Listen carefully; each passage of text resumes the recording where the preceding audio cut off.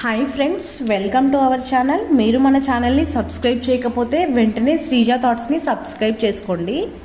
ఈ నెల 30వ తేదీన అక్షయ తృతీయ ఉంది కదా, అక్షయ తృతీయ గురించి మనం తెలుసుకుందాం. అక్షయ తృతీయ పేరు వినగానే ప్రతి ఒక్కరికి గుర్తొచ్చేది బంగారమే కదా.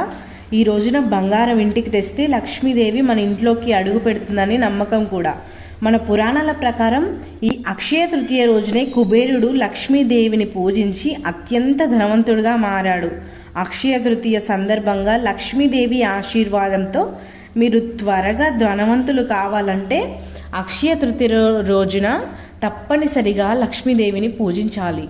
ఈ రోజున బంగారాన్ని కొనలేని వారు ఉంటారు కదా, శక్తివంతమైన వస్తువులను కొంటే బంగారం కొన్నంత ఐశ్వర్యం కలుగుతుంది.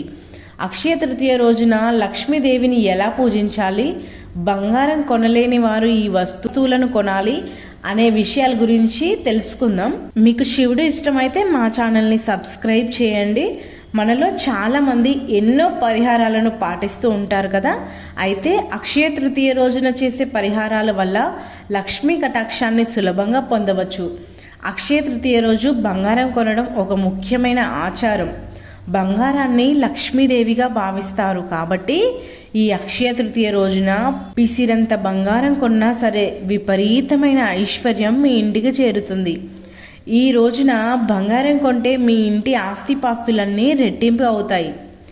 ఏప్రిల్ 30 అక్షయ తృతీయ రోజున బంగారం కొనలేని వారు వెండి వస్తువులను కొన్నా సరే విశేషమైన ధనలాభం కలుగుతుంది. ముఖ్యంగా ఈ అక్షయ తృతీయ రోజున మీ ఇంట్లో ఉన్న బంగారాన్ని పూజ గదిలో పెట్టి లక్ష్మీదేవికి నమస్కారం చేసుకోండి. అక్షయ తృతీయ రోజున ఇలా చేస్తే బంగారం కొనే యోగాలు కలిసి వస్తాయి. లక్ష్మీదేవి ఆశీర్వాదంతో మీ ఇంటి బంగారం రెట్టింపు అవుతుంది. ఈ అక్షయ తృతీయ రోజు లక్ష్మీదేవి వైకుంఠం నుండి దిగివచ్చి భూమిపైన సంచరిస్తూ ఉంటుందట. కాబట్టి ఇంతటి పవిత్రమైన అక్షయ తృతీయ నాడు ప్రతి ఒక్కరూ కూడా ఇంట్లో లక్ష్మీదేవిని పూజించి లక్ష్మీదేవి ఆశీర్వాదం తప్పనిసరిగా తీసుకోవాలి. ఆడవారు అయితే తలస్నానం చేసి ఇంట్లో తప్పనిసరిగా దీపారాధన చేసుకోండి. ఈ రోజున ఎవరైతే ఇంట్లో పూజ చేసుకుంటారో అలాంటి ఇళ్లలో లక్ష్మీదేవి తిష్ట వేసుకొని కూర్చుంటుంది. ముఖ్యంగా గులాబీ పూలతో లక్ష్మీదేవిని పూజిస్తే ఈ సంవత్సరమంతా తిరుగులేని ఐశ్వర్యాన్ని పొందుతారు. కుబేరుడు ఎలా అయితే ధనవంతుడు అయ్యాడో అలాగే మీరు కూడా ధనవంతుడవుతారు.